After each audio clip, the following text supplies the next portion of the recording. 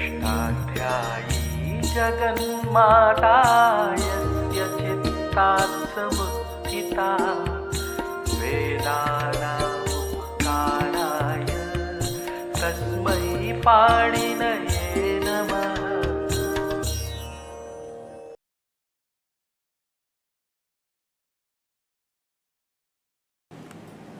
नमः पाणिनये। हम लोग पाणिनि प्रक्रिया में प्रवेश करने के लिए पाणिनि संज्ञाओं को पढ़ रहे हैं। तो हम धातु संज्ञा पढ़ेंगे। तो इसके लिए जानिए कि पूरी दुनिया की कोई भी भाषा, उस भाषा में शब्द दो ही प्रकार के होते हैं। एक शब्द होते हैं जो क्रिया को बताते हैं, जैसे उठना, बैठना, चलना, फिरना, खाना, पीना, रोना, धोना, हंसना, गाना, बजाना, उछलना, कूदना। इन क्रियाओं को बताने वाले जो शब्द होते हैं उन्हें हम धातु शब्द कहते हैं। संस्कृत में क्रियाओं के वाचक जो शब्द हैं, जैसे गम, पठ, लिख, चल, वद, हस, रुद, ये क्रियाओं को बताने वाले जो शब्द हैं इनका नाम होता है धातु। और दूसरे शब्द होते हैं जो क्रियाओं को नहीं बताते हैं, जो अधातु होते हैं और अर्थवान होते हैं। हम आँख खोल के देखते हैं तो सारा ब्रह्मांड हमारे सामने दिखाई पड़ता है, सारा जगत हमें दिखाई पड़ता है। ये जो कुछ भी दिखाई पड़ रहा है हमको, इसको बताने वाले जो शब्द हैं, झाड़, पेड़, पहाड़, नदी, हाथी, घोड़ा, कुत्ता, बिल्ली, पुरुष, स्त्री, घर, मकान, दरवाज़ा, खिड़की, ये जितना भी दिखाई पड़ता है हमको सामने जगत, इसको बताने वाले शब्द जो क्रिया को नहीं बता रहे हैं, ये सारे शब्द प्रातिपदिक शब्द कहलाते हैं। तो शब्द दो प्रकार के हुए, धातु शब्द और प्रातिपदिक शब्द। क्रिया को बताने वाले शब्द हैं धातु, जो क्रिया के वाचक हैं, और जो क्रिया को नहीं बता रहे हैं और अर्थवान हैं, उन शब्दों को हम प्रातिपदिक कहते हैं। ये धातु शब्द जो हैं ये भी दो प्रकार के होते हैं। जो धातु हैं इन्हें भगवान पाणिनि ने अपने धातु पाठ में परिगणित किया है। पाणिनि के 5 पाठ हैं। ये जो अष्टाध्यायी है ये भगवान पाणिनि का सूत्र पाठ है, और जिस पाठ में उन्होंने सारे धातुओं को इकट्ठा करके रखा है, संकलित करके, बना करके, उसका नाम है धातु पाठ। तो सूत्र पाठ, धातु पाठ, गण पाठ, उनादि पाठ और लिंगानुशासन, ये 5 पाठ हैं। इनको मिलाकर पाणिनि के व्याकरण को पंचांग कहा जाता है, पंचांगम व्याकरण। अब ये जो धातु हैं जो पाणिनि ने बना के दिए, उन्होंने इनका उपदेश किया, इसलिए इन धातुओं को हम औपदेशिक धातु कहते हैं। और इन धातुओं से हम और धातु बना सकते हैं। कभी हम प्रातिपदिकों से भी धातु बना लेते हैं, कभी हम सुबंतों से धातु बना लेते हैं। तो धातु से धातु बनाना, प्रातिपदिकों से धातु बनाना, सुबंतों से धातु बनाना, उसके लिए उन्होंने बनाने के लिए हमको 12 प्रत्यय दे रखे हैं, ताकि हम धातु से और धातु बना सकें। क्योंकि जितने धातु पाठ पढ़े हैं उनसे भी अधिक क्रियाएं हैं। पढ़ना के लिए तो धातु ने बना दिया पठ, पढ़ाने के लिए उन्होंने कोई धातु नहीं बनाया, वो हमको बनाना पड़ेगा। लिखना के लिए उन्होंने धातु बनाया लिख, और लिखाना, लिखवाने के लिए धातु उन्होंने नहीं बनाया, वो बनाना पड़ेगा हमको। तो इसके लिए उन्होंने हमको 12 प्रत्यय दे दिए। सन, क्यच, काम्यच, क्यंग, चश और क्विप, उन्हें यंग, यक, आय, यंग, उन्हें, ये 12 प्रत्यय सनादि कहलाते हैं। पहला प्रत्यय सन है। जब उन्होंने सूत्र पाठ में कहा तो पहला प्रत्यय सन आया, गुप्तेश के सन। इस दिन 12 प्रत्ययों का नाम रख दिया सनादि प्रत्यय। ये सनादि प्रत्यय जिसके अंत में होते हैं वे उसके अवयव बन जाते हैं और उनकी धातु संज्ञा हो जाती है।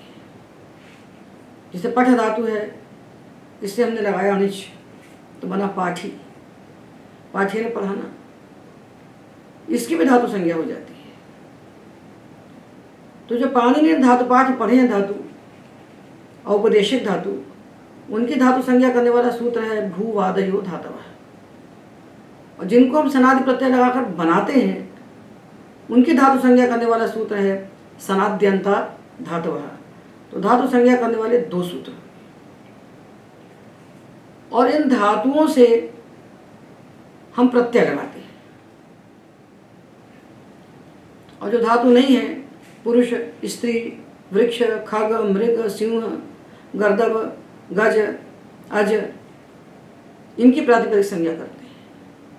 इनकी प्रातिपदिक संज्ञा करने वाले भी दो सूत्र हैं, अर्थवत धातु और प्रत्यय प्रातिपदिकम।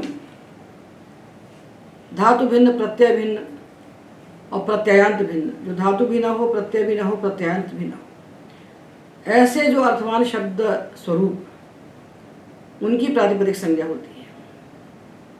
और कृत तद्धित समासाश्च, जो कृदंत और तद्धितांत, ऐसे शब्द जिनके अंत में कृत प्रत्यय हो, जिनके अंत में तद्धित प्रत्यय हो, या जो समास हो, इनकी भी प्रातिपदिक संज्ञा होती है। तो दो सूत्र धातु संज्ञा करने वाले हैं और दो सूत्र प्रातिपदिक संज्ञा करने वाले हैं। ये जड़ है, क्योंकि हमें यहीं से आरंभ करना है यात्रा। इससे हम जान गए प्रकृतियां दो प्रकार की, जिससे हम प्रत्यय लगाते हैं उसको प्रकृति कहते हैं। तो प्रकृति दो ही प्रकार की है, एक प्रकृति है धातु और दूसरी प्रकृति है प्रातिपदिक। हमको धातुओं से प्रत्यय लगाकर शब्द बनाना है और हमें प्रातिपदिकों से प्रत्यय लगाकर शब्द बनाना है। पाणिनि के अष्टाध्यायी में धातु से प्रत्यय लगाने वाले सारे सूत्र तीसरे अध्याय में कहे गए हैं और प्रातिपदिकों से प्रत्यय लगाने वाले सारे सूत्र चौथे और पांचवें अध्याय में कहे गए हैं। इसलिए पाणिनि अष्टाध्यायी के 3 अध्यायों को, 3, 4, 5 अध्यायों को प्रत्ययाध्याय कहा जाता है। इन प्रत्ययों को लगाना और प्रत्ययों को कैसे लगाना और प्रत्ययों को लगाकर कैसे शब्द को निष्पन्न करना, इसका नाम होता है प्रक्रिया। उसी प्रक्रिया में प्रवेश करने के लिए हम इन संज्ञाओं को जान रहे हैं। तो धातुओं से दो प्रकार के प्रत्यय रखते हैं। एक प्रत्यय होते हैं लकारों के प्रत्यय, 10 लकारों के स्थान पर होने वाले प्रत्यय, उनको हम तिंग कहते हैं। तिंग प्रत्यय 18 है। तिप्तझी, सिप्थस्था, विपस्मस, तातांझ, था साथाम ध्वम, ईद वही मही, ये तिंग 18 ही है। लकार 10 है। लकार धातुओं से लगते हैं वो 10 है। ल, टिल्ली, टिल्लू, टिल्ली, टिल्ली, लोट, लंग, लिंग, लुंग, रिंग। ये अकारादिक्रम है, ये प्रक्रिया का क्रम नहीं है। धातुओं से 10 लकार होते हैं और लकारों को हटा करके उनकी जगह ये 18 तिंग प्रत्यय आते हैं। 10 लकारों को हटाकर ये 18 प्रत्यय आते हैं और यही अपनी आकृति बदल बदल के 10 लकारों के प्रत्यय बन जाते हैं। ये जो तिंग प्रत्यय है लकारों के स्थान पर आने वाले, ये तिंग प्रत्यय जिसके अंत में होते हैं, जैसे भू धातु है, इसमें हमने लट लकार में तिक प्रत्यय लगाया तो बना भवती। तो भू का नाम धातु है और भवती का नाम तिङंत पद है। धातुओं से जो लकारों के प्रत्यय लगाए जाते हैं 10 लकारों के, उन प्रत्ययों के लगने के बाद जो रूप निष्पन्न होता है उस रूप का नाम होता है तिङंतम पदम, उसको तिङंत पद कहते हैं। और प्रातिपदिकों से लगने वाले प्रत्यय 3 प्रकार के हैं, सुप हैं और स्त्री प्रत्यय हैं और तद्धित प्रत्यय हैं। इनको हम आगे जानेंगे विस्तार से। अभी हम सुप प्रत्यय आपको इसलिए बता रहे हैं क्योंकि हमको पद संज्ञा का, पद और पद का ज्ञान हो जाए। तो जो प्रथमा से सप्तमी तक के रूप हम याद करते हैं, बच्चों को याद कराते हैं, रामा रामौ रामा, रामम रामौ रामन। तो प्रथमा, द्वितीया, तृतीया, चतुर्थी, पंचमी, षष्ठी, सप्तमी, ये 7 विभक्तियों के जो प्रत्यय हम लगाते हैं, सु औ जस, अम औ क्षस, टाभ्याम भिस, गेभ्याम भ्यस, घसिभ्याम भ्यस, घस ओ साम और गी ओ सु, ये जो 21 विभक्तियाँ हैं इनका नाम है सुप। ये सुप प्रत्यय जिसके अंत में लगे रहते हैं उसका नाम होता है सुबंतम पदम। तो पद 2 प्रकार के होते हैं, तिङंतम और सुबंतम। तिङंत पद और सुबंत पद। पद संज्ञा करने वाला सूत्र है सुप तिङंतम पदम। तो धातु से दो प्रकार के प्रत्यय लगे, तिंग और कृत। तो तिंग प्रत्यय लगा के बन गया पद, और कृत प्रत्यय लगा करके बनता है प्रातिपदिक, कृत तद्धित समासाश्च। तो कृत प्रत्यय लगा के प्रातिपदिक बन गया। अब प्रातिपदिक को पद कैसे बनाएंगे? तो प्रातिपदिक को पद बनाने के लिए फिर हमको सुप प्रत्यय लगाना पड़ेंगे, सु औजस। तो धातु से कृत प्रत्यय लगाया तो प्रातिपदिक बना, और प्रातिपदिक से सुप प्रत्यय लगाया तो सुबंत पद बना। और धातु से लकार के प्रत्यय लगाए तो उनके स्थान पर तिंग आया, और तिंग लगने से वो धातु सीधा तिङंत पद बन गया। तो पद दो प्रकार के हैं, सुबंत पद और तिङंत पद। इसका हमें ज्ञान होना चाहिए कि कुछ कार्य पद में होते हैं और कुछ कार्य अपद में होते हैं। तो गच्छति हमने कहा, तो गच्छति पूरा पद है क्योंकि इसके अंत में तिंग प्रत्यय है, और इसका एक भाग जो है खंड टुकड़ा गच्छ, ये अपद है। तो किसी भी पद के जो खंड कर देंगे हम, तो उन खंडों का नाम अपद हो जाएगा, और पूरे को मिलाकर उसका नाम पद होगा। तो गच्छ अपद है, तो गच्छति पद है। बालक अपद है, मति अपद है, हरि अपद है, और हरि हरि हरय ये पद है। बिना विभक्ति के जो प्रातिपदिक हैं वो अपद है, और बिना तिंग के जो धातु हैं वो अपद हैं। तो हमको पद का भी ज्ञान होना चाहिए और अपद का भी ज्ञान होना चाहिए, क्योंकि कुछ कार्य पद में होते हैं, कुछ कार्य अपद में होते हैं, कुछ कार्य दोनों में होते हैं। इसलिए हमको सुप्त तिङंतम पदम को समझना चाहिए। जब प्रक्रिया में प्रवेश करेंगे तब सुबंत अलग हो जाएगा और तिङंत अलग हो जाएगा, क्योंकि सुबंत प्रक्रिया बिल्कुल अलग है और तिङंत प्रक्रिया बिल्कुल अलग है। किंतु पद संज्ञा के लिए हमें दोनों को जानना चाहिए। इसलिए सुप्त तिङंतम पदम सूत्र को यही हमें संज्ञा के भीतर पढ़ लेना चाहिए, ताकि हमको पद और पद का ज्ञान हो सके। तो हमने जाना कि जिसकी धातु संज्ञा होती है,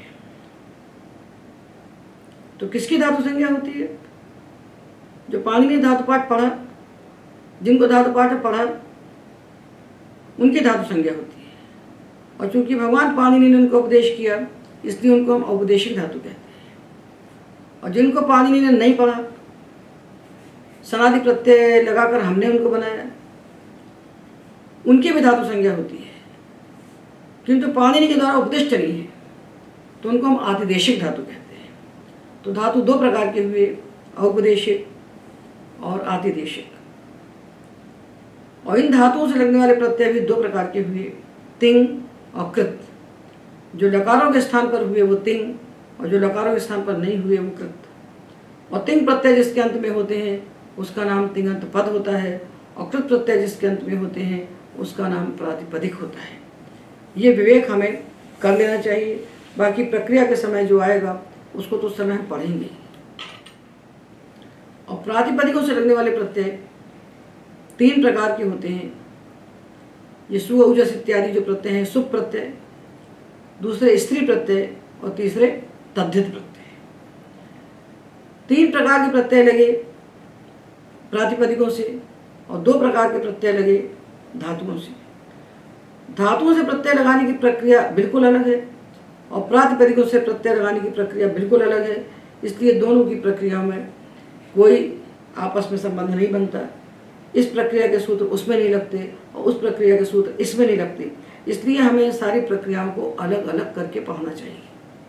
अभी हमको धातु से प्रत्यय लगाने वाली प्रक्रिया पढ़ना है, इसलिए हम उन्हीं संज्ञाओं का विशेष विचार करेंगे जिन संज्ञाओं का हमें उपयोग होगा धातु से प्रत्यय लगाने पर। तो प्रत्यय चाहे धातु से लगे और चाहे प्रत्यय प्रातिपदिक से लगे, जब प्रत्यय लगता है तो प्रत्यय जिससे लगता है, तो जिससे प्रत्यय लगता है, जैसे हमने भू धातु लिया, इसका हमें लट लकार में रूप बनाना है, तो भू धातु से हमने लगाया वर्तमान लट, लट के स्थान पर हमने किया तिप। अब तिप प्रत्यय परे है, तो किससे लगाया तिप प्रत्यय? भू धातु से। तो यस्मात् प्रत्यय विधिस् तदादिक प्रत्ययिंगम, प्रत्यय का विधान जिससे हुआ है, जिससे प्रत्यय लगाया गया है, उस प्रत्यय के परे होने पर उस प्रत्यय के पूर्व में जो बैठा है उसकी अंग संज्ञा हो जाती है। यस्मात् प्रत्यय विधिस् तदादिक प्रत्ययिंगम। तो देखिए, जैसे हम धातु लिया भू, और इससे हमने लगाया लट, लट के स्थान पर किया तिप, तो ती प्रत्यय है और ये धातु है। ये प्रत्यय इससे लगा है, तो इसके लगने पर इसका नाम हो गया अंग। ये प्रत्यय है, इसका नाम हुआ अंग। अब बीच में एक प्रत्यय और आ गया, कर्तरी शब्द। अब ये दो प्रत्यय हुए, भू धातु से ही तिप हुआ है और भू धातु से ही शप हुआ है।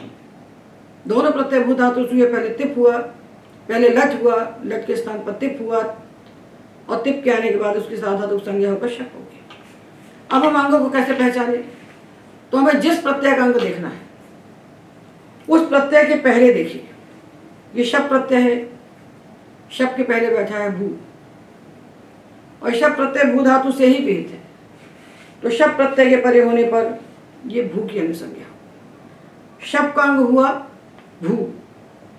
अब तिप भी प्रत्यय है, इसका अंग कौन हुआ? तो तिप के पहले हम देखेंगे, तो तिप के पहले बैठा है ये इतना, भूशप। तो तिप का अंग हुआ भूशप और शप का अंग हुआ भू। जिस प्रत्यय का अंग देखना है उस प्रत्यय के ठीक पहले देखिए जो बैठा है, और प्रत्यय को उसी से विहित होना चाहिए, खाली बैठने से नहीं होगा। यस्मात् प्रत्यय विधि तदादि प्रत्ययंगम। तो हम अंग को पहचाने। कुछ कार्य अंग को होते हैं, कुछ कार्य वर्ण को होते हैं, तो इसलिए अंग संज्ञा जानना जरूरी है। यस्मात् प्रत्यय विधि तदादि प्रत्ययंगम। हमने क्री धातु से त्रिच प्रत्यय किया, तो क्री अंग हुआ। भू धातु से तिप किया, तो तिप का अंग भू हो गया। तो अंग को पहचाने, क्योंकि कुछ कार्य अंग के लिए होते हैं, तो अंगों का विभाजन हम आगे करेंगे। अब हम बीच की संज्ञाओं को छोड़ करके, क्योंकि इनकी हमको तत्काल आवश्यकता नहीं पड़ेगी, इनको आप पढ़ सकते हैं अपने आप, और नहीं पढ़ सकते तो जहाँ आवश्यकता होगी वहाँ इनको हम बताएंगे। अब हम आपको 3 संज्ञाएं बता रहे हैं। ये पृष्ठ है 19। स्थानीय, आदेश और निमित्त। स्थानीय, आदेश और निमित्त, ये 3 संज्ञाएं हमें मालूम होनी चाहिए। ये किसी सूत्र से नहीं की गई, और इनके बिना शास्त्र चलता नहीं। तो जैसे हम कहते हैं इक के स्थान पर यम होता है, ये सुधि है और ये उपास्य है, ये प्रति है और ये एकम है, प्रत्येकम कहना है। अब इस ई के स्थान पर या हो जाएगा, इसके स्थान पर भी या हो जाएगा। ई को हटा देगा और या आके बैठ जाएगा। संधि में यही होता है, एक वर्ण को हटा करके, ये कभी 2 वर्णों को हटा करके उनके स्थान पर एक तीसरा आकर के बैठ जाता है। तो यहाँ ई को हटाया और या आके बैठ गया। तो जब जिसको हटाया जाता है उसका नाम होता है स्थानीय। जिसको भी हटाया जाएगा उसको स्थानीय कहेंगे। उसको हटा करके उसकी जगह जो आके बैठ जाएगा उसका नाम होता है आदेश। इसलिए आदेश को कहते हैं शत्रुवत आदेश।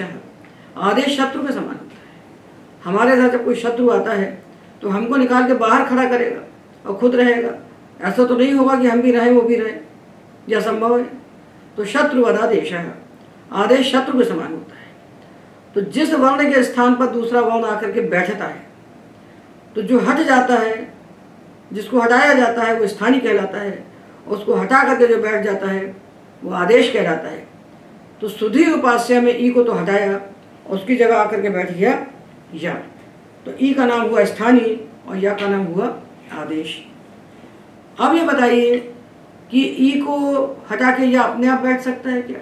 ये खाली सुधि शब्द लिखा हमने, तो इस ई को कोई हटा सकता है दुनिया में? इसको कोई नहीं हटा सकता, और इस ई को हटा सकता है। क्या भेद है दोनों? ये ई को हटा करके जो ये आया किसी के कारण आया, तो सूत्र कहता है ई के स्थान पर या होता है यदि उसके बाद अच हो, तो इक के स्थान पर यण होता है अच परे होने पर। इक के बाद यदि अच है तो ई को हटना पड़ेगा। तो ये ई है और इसके बाद ऊ अच है, ये ई है, इसके बाद ये ए अच है। तो ऐसा ई जिसके बाद अच होगा उस ई को हटाया जाएगा, उसकी जगह में यह बैठेगा आकर। तो किसके कारण ई को हटाया और यह बैठा? इस आगे आने वाले अच के कारण। तो जो हटाने का कारण बनता है, स्थानीय को हटाकर आदेश के बैठने का कारण बनता है, उस कारण को कहते हैं निमित्त। इस ई को कोई नहीं हटाता, शुद्ध ही ऐसी रहेगा, क्योंकि इसके बाद कोई अच नहीं है। और यदि इसके बाद अच आ जाता है तो ये हट जाएगा, और जब हटेगा तो जो हटेगा ई वो स्थानीय, उसकी जगह आकर जो बैठेगा या वो आदेश। और जिसके कारण हटाने की क्रिया होगी, जिसके कारण कोई भी कार्य होता है, उसका नाम होता है निमित्त। तो स्थानीय, आदेश और निमित्त, ये तीन संज्ञाओं को हमें जानना चाहिए, और एक संज्ञा साथ में और जानना चाहिए, उसका नाम है आगम। कभी ऐसा होता है, जैसे इसको तो हटा दिया, सुधी को, सुधी में जो ई है इसको हटा दिया और यह बैठ गया। तो जो हटाकर आता है वो आदेश, और जो बिना हटाए आता है उसका नाम होता है आगम। जैसे ये प्रत्यंग, ये प्रत्यंग और ये आत्मा, प्रत्यंग और आत्मा, इसमें कोई किसी को नहीं हटाता। प्रत्यंग भी रहता है, आत्मा भी रहता है, और एक गां आके और बैठ जाता है तो प्रत्यंग आत्मा बन जाता है। प्रत्यंग भी है, आत्मा भी है, एक और आके बैठ गया, इसका नाम हुआ आगम। आगम मित्रवत होता है, मित्रवत आगम। हम रहते हैं घर में, बड़ा घर हो चाहे छोटे से छोटा घर हो, जब कोई हमारा आत्मीय व्यक्ति आता है तो हम भी रहते हैं और वो भी रहता है। कम जगह तो सिकुड़ के रहेंगे, पर वो भी रहेगा और हम भी रहेंगे। तो जो वर्ण किसी को हटाए बिना आकर के बैठ जाता है उसका नाम होता है आगम। वो किसी को हटाता नहीं है। हमने कहा सर्वस्मिन, सर्वस्मिन और आत्मा, सर्वस्मिन आत्मा, तो यहाँ एक न और आके बैठ जाता है। सर्वस्मिन आत्मा, प्रत्यंग आत्मा, यहाँ गा बैठ गया गुट, यहाँ बैठ गया नुट। तो ये ऐसे वर्ण जो बिना किसी को हटाए आकर के बैठ जाते हैं उनको हम आगम कहते हैं। अब हटने वाला तो चला गया, उसकी जगह दूसरा बैठ गया, वहाँ समस्या नहीं आई। पर जो बिना हटाए आके बैठता है उसके लिए हमको बताना पड़ेगी व्यवस्था कहाँ बैठोगे आकर के। अरे कोई अतिथि हमारे घर आता है तो हम विचार करते हैं कि कहाँ रहेगा, कहाँ रहेगा, कहाँ सोएगा, उसकी व्यवस्था बनाना पड़ती है। तो आगम चूंकि आ रहा है और आकर के वो बैठेगा घुस के उसके भीतर। ये हमने धातु लिया वदी, वद, इसमें ई की संज्ञा की तो उसने कहा नुम का आगम कर दो, तो ना यहाँ बैठ गया, यहाँ बैठ गया। तो धातु था वदी, ई की संज्ञा करके बचा वद, उसको नुमागम हो गया तो बन गया वंद। तो ये जो आगम होते हैं जो बिना किसी को हटाए आके बैठते हैं, उनके बैठने के लिए स्थान की व्यवस्था तो करना पड़ेगी ना, कहाँ बैठेगा करके। तो आगम बनाए तीन प्रकार के, टित और कित और मित। आगम तीन प्रकार के होते हैं। जहाँ टा की संज्ञा होती है हलंत्यम से वो टित, जहाँ का की संज्ञा होती है वो कित, और जहाँ माँ की संज्ञा होती है वो मित। टित जैसे हुआ नुट, नुट, सुट, गुट, नुट, नुट। मित आगम हुआ जैसे नुम, ये नुट, सुट, इट, ये सब आगम। जिनमें टा की संज्ञा होती है, ये टा की संज्ञा हो गई, तो ये हो गए टित। जिनमें टकार की संज्ञा होती है वो आगम होते हैं टित, और जहाँ मकार की संज्ञा होती है वो आगम होते हैं मित, और जहाँ ककार की संज्ञा होती है जैसे नुक और शुक और लुक और युक, लुक शुक नुक युक, यहाँ ककार की संज्ञा होती है। तो ककार की संज्ञा होने से कित, टकार की संज्ञा होने से टित, और मकार की संज्ञा होने से मित, ये पानी। तो आगम तीन प्रकार के, टित कित और मित। तो सूत्र कहता है आद्यंतव टकितो। जो टित आगम होते हैं वो जिसको कहे जाते हैं उसके आदि अवयव बनते हैं, उसके अवयव बन जाते हैं, आद्य अवयव बन जाते हैं, उसके पहले आके बैठ जाते हैं। तो धातु हमने लिया पठ और इसे प्रत्यय लगाया तव्य, प्रत्यय लगाया तव्य। अब सूत्र कहता है आधातु को सेठ बना दिए है कि जो बना दिया आधातु प्रत्यय है इसको इट का आगम हो जाए। किसको होगा आगम? इसको नहीं होगा, इसको होगा आगम। इसको कहा जा रहा है, इसको नहीं कहा जा रहा है। तो टित आगम जिसको कहा जाता है उसके पहले बैठ जाता है। तो तव्य के पहले यहाँ ई बैठ गया, यहाँ ये बैठ गया, तो बन गया पठितव्य और पठितो। टित आगम जिसको कहा जाता है उसके आदि में बैठता है। तो सूत्र में ये देखना चाहिए कि आगम किसको कहा जा रहा है। यदि आगम कित होता है, कित कित, तो जिसको कहा जाता है उसके अंत में बैठता है। जैसे धातु हमने लिया जी, जी, इसको आगम हुआ ह्रस्व से पिति कृति तुक। इस धातु को तुक आगम कह रहा है सूत्र, कि प्रत्यय परे होने पर, पितकृत होने पर ह्रस्व को तुक का आगम होगा।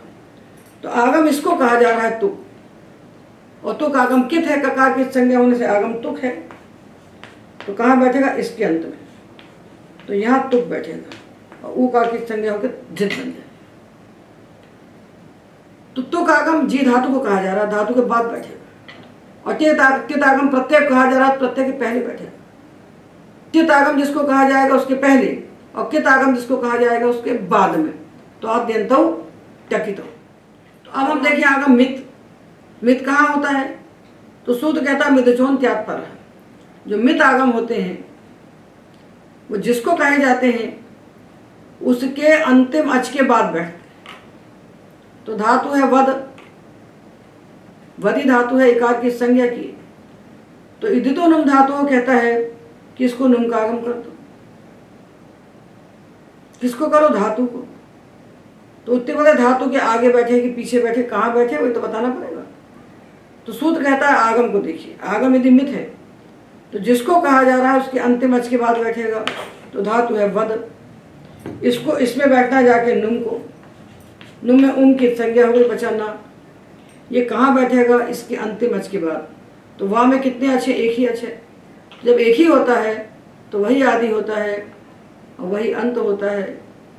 देवदत्त एक एव पुत्र स एव ज्येष्ठा स एव कनिष्ठा। देवदत्त का एक ही पुत्र है। तो बोले बड़ा कौन है? तो बोले यही है। और छोटा कौन है? तो बोले यही है। तो इसमें एक ही अच है, इसके बाद जाके न बैठ जाएगा तो बनेगा वंद। तो आगम तीन प्रकार के हुए, टित, कित और मित। टित आगम जिसको कहा जाता है उसके आदि बैठ के आद्य अवयव बनता है। कित आगम जिसको कहा जाता है उसके अंत में बैठता है, उसका अंतावयव बनता है। और मित आगम जिसको कहा जाता है उसके अंतिम अच के बाद बैठता है। तो इस प्रकार से हमको स्थानीय, आदेश, निमित्त और आगम इनको जानना चाहिए। जैसे नश धातु है, नश, नश धातु है, इससे प्रत्यय किया ता। अब सूत्र कहता मस्जिद नशोर झली। नश धातु को नुम का आगम कर दीजिए। अब नुम कहाँ बैठेगा? तो नुम यहाँ बैठेगा जाकर, यहाँ यहाँ नुम बैठेगा तो बनेगा नष्टा। नुम मित है तो अंतिम अच के बाद बैठेगा। तो स्थानीय, आदेश, निमित्त और आगम। और आगम कहाँ बैठता है इतने शब्दों को हमने जाना पाणिनि शास्त्र के, क्योंकि इन सबकी हमें आवश्यकता पड़ी।